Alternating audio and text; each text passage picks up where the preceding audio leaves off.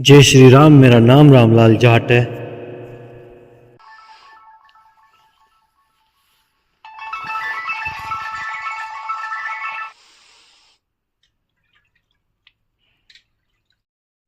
अपन यहाँ खड़े हैं LIC के बाहर। मम्मी की LIC की किस्त आ रखी है, उसे भरने के लिए। पता नहीं कितनी बजे से खोलेंगे ये लोग।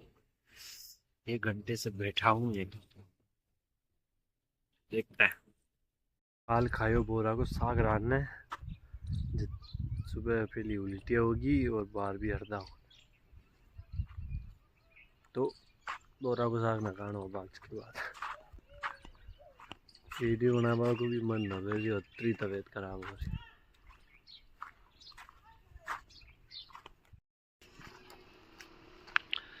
तबीयत खराब होगा की वजह खाए भी ब्लॉग कोई वीडियो खाई भी न बनाए आज।